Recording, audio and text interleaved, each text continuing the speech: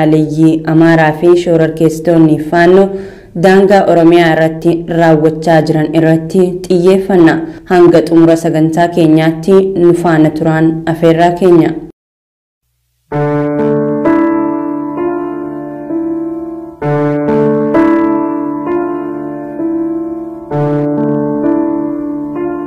weerarri lafaa humnoota naannoo Amaaraatiin aanaalee godina Shawaa Bahaa Bosatii fi Fantaalee akkasuma kallattii lixaatiin aanaa Aamuruu Kiiramuu fi Jaardagaa Jaartee irratti kallattii kaabaatiin ammoo aanaa Darraa fi Qimbibiit irratti raawwatamu cimee itti fufee akka jiru jiraattonni himani. Shawaa Bahaatti duula babal'ifannaa lafaa mootummaa naannoo Amaaraan deeggarame gaggeeffamaa jiru kanaan aanaalee Bosatii fi Fantaalee irraa gandoonni hedduun weeraramanii humnoota Amaaraa kanaan qabamanii jiraachuu jiraattonni himanii jiru.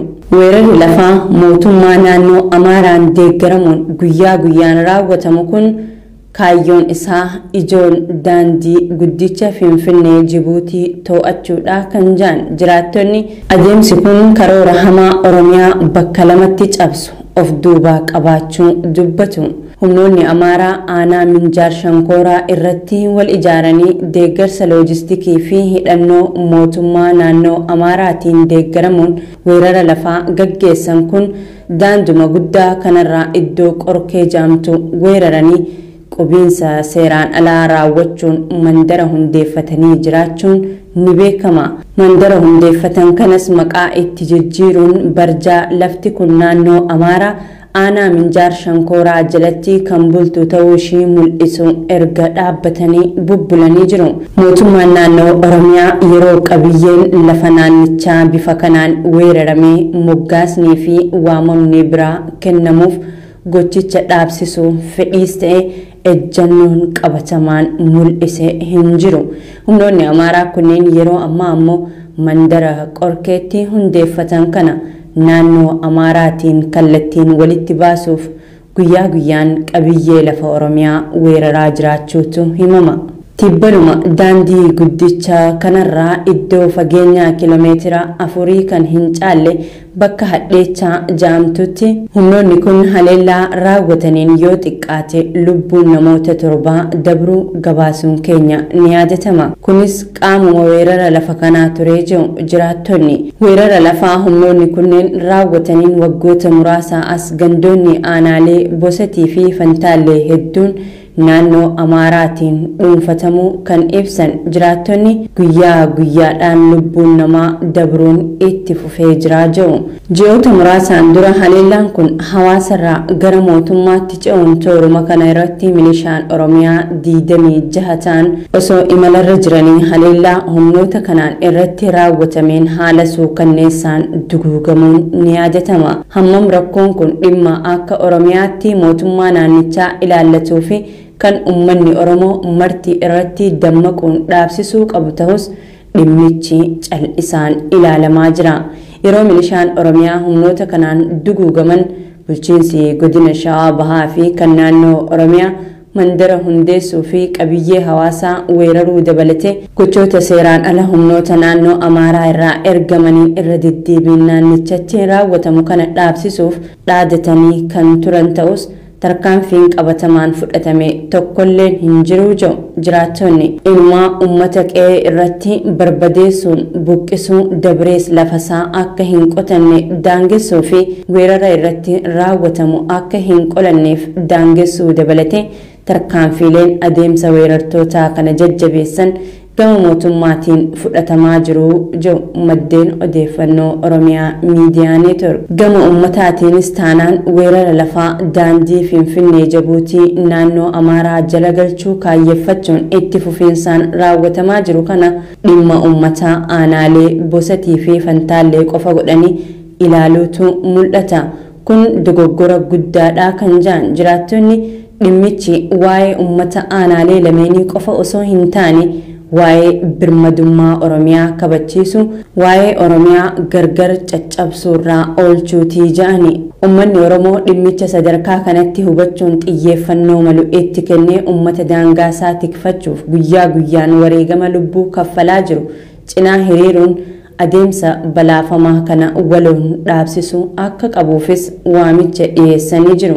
Haaluma wal fakkaatuun godina Horroo Guduruu Wallaggaa aanaa Amuruutti haleellaa shororkeessitoonni faannoo hawaasa nagaa irratti raawwataniin lubbuu namoota nagaa dabruu fi mancaatiin qabeenya akkaan ulfaataa ta'e raawwatamaa jiraattonni Oromiyaa Miidiyaa Neetworkitti himanii jiru. Hojjetaan hawaasummaa aanaa Amuruu magaalaa Oborraa irraa Oromiyaa Miidiyaa Neetwork dubbise kan sodaa nageenyaatiif maqaan isaa fi sagaleen isaa akka hin dubbatamne himachuun lola fiinxaaliyyii Amaaraa kanaan aanaa Amuruutti waggaa tokko as Oromoonni 185tti tilmaamaman lubbuun akka dabran himeeti jira. Duulli qindaa'aan babal'ifannaa lafaa giddu galeeffatee fiinxaaliyyii Amaaraa fi humnoota shororkeessitoota faannootiin dabrees deeggarsa kallattii fi alkallattii naannoo Amaaraatiin daangaawwan Oromiyaa adda addaa irratti erga banamee waggaa tokko caalee jira. Bakkeewwan haleellaa fiinxaaliyyii fi shororkeessitoota faannoo kanaan hedduu miidhamaa jiran keessaa hawaasni daangaawwan Oromiyaa irra jiraatan warra duraati. Isaan keessaas godinaaleen Horroo Guduruu Wallaggaa fi Wallagga Bahaa isaan muraasa wayitataan waggaa tokko oliif rakkoo keessatti kufanii furmaata dhabanii jiru. Godina Horroo Guduruu Wallaggaa aanaan Amuruu warra rakkoo hamaaf saaxilamanii furmaata dhaban keessaa hojjetaan hawaasummaa aanaa Amuruu magaalaa Oborraa OMN dubbise sodaa nageenyaatiif maqaan isaa fi sagaleen isaa akka hin dubbatamne himachuun lolaa fiinxaaliyyii Amaaraa fi humni shororkeessaa faannoo qindaa'anii adeemsisan kanaan aanaa Amuruutti waggaa tokko as Oromoonni 185tti tilmaamaman lubbuun akka dabran hima. Namoonni madaa'anii fi miidhaa qaamaaf saaxilamanis dhibbootaan akka lakkaa'aman ibsuun qabeenyi callaa fi qabiyyeen lafa hawaasaa gandoota baadiyyaa aanichaa dhibbeentaa 70 harka humnoota kanaa keessa jiraachuu hima. Gandoota baadiyyaa 21 aanaan Amuruu bulchaa ture keessaa gandi 16 yeroo ammaa kana harka humnoota kanaa akka jiru eeruun uummata miti caasaan mootummaa naannoo Oromiyaalleen dhaquu hin danda'u jee. Lola qindaa'aa kanaan guyyaarraa gara guyyaatti lubbuun namaa dabraa akka jiru kan himan maddeen guyyaa kaleessa ganda Agamsaa fi Goobuu Jaamu keessatti namni lama kan maqaan isaanii Yabaasaa Toleeraa fi Obbo Gammachuu Nagaasaa jaaman ajjeefamuu fi namoonni kaan immoo humnoota shororkeessitoota faannoo kanaan butamuu himu. Du'aatiin saba keenya akka aanaa keenyaattis akka dachee Oromiyaatti waan haaraa miti. Guyyaadhaa guyyaatti waan keessummeessaa jirtudha dacheen biyya keenya. Kanaaf godina Horroo Guduruu Wallaggaa aanaa Amuruu keessa ganda Agamsaa fi Goobuudhaani namoonni lubbuu isaanii darbuu danda'e. Obbo Yabaasaa Toleeraa abbaa maatii kan ta'ee fi obbo Gammachuu Nagaasaa Mootii kan jedhamu ilma isaanii ammaaf maqaa argachuu hin dandeenye. Obbo Yabaasaa Toleeraa fi obbo Gammachuu Nagaasaa Mootii kan jedhamani lubbuudhaan ajjeefamanii inumaa jifuu isaanii seera uumaa kan hin ajajiiniitiin alatti kan lubbuudhaan darbanirraan alatti bakkeedha yookaan immoo jifuu isaanii mummurameeti kan bakkeetti gatamaa jiru. Gandoota baadiyyaa aanaa Amuruu keessatti guyyaa itti namni lubbuun hin dabarre oolu akka hin jirre kan himan maddeen OMN garasirraa dubbise waraanni qindaa'aan nurratti baname kun xiyyeeffannoo miidiyaa fi furmaata waarawaa dhabuun isaa akkaan nu gaddisiisee jiru.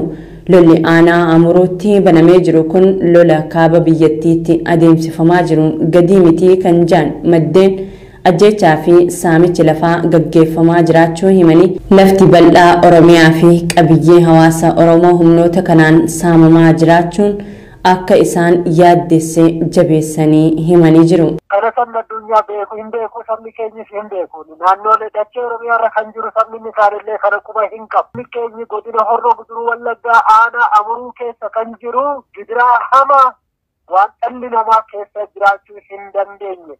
Even Sooriyaa fi kan Yukireeniitiin olitti malee gaditti miti kan sabni keenyi keessa jiru. Fakkeenyaaf Tigraay dhageettii qabaanii uummanni Tigraay dhageettii qaba.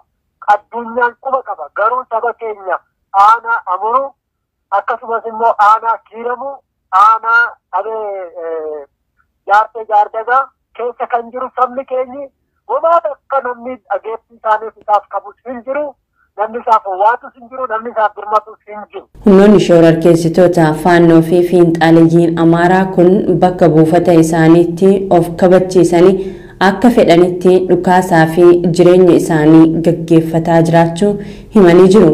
Komii hawaasa kanaa ilaalchisuun yaada bulchaa bulchiinsa aanaa Amuruu baruuf obbo Faantaawun Taayyeef yeroo bilbiletti bilbila kaasanii OMN irraa bilbiluu keenya akkuma baraniin nurratti cufani. Faantaawun akkam jirtu? Galata Waaqayyo. Oromiyaa Miidiyaa Neetwoork irraan isiniif bilbila. Odeeffannoo isinirraa fudhachuu fi dhimma aanaa keessan keessa jiru irratti. Maalin Oromiyaa Miidiyaa Neetwoork? OMN.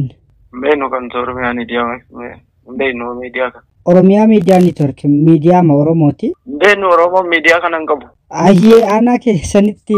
Komii hawaasa kanaa qulqulleeffachuuf otoo abdii hin kutatin itti gaafatamaa waajjira bulchiinsaa fi dhimma nageenyaa Amuruu kan ta'an obbo Dassaalee Ayyaanaaf yoo bilbillus bilbila harkaa nurraa hin kaasne.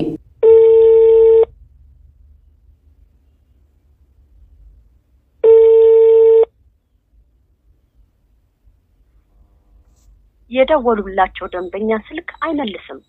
እባክዎ ትንሽ ቆይተው ይሞክሩ።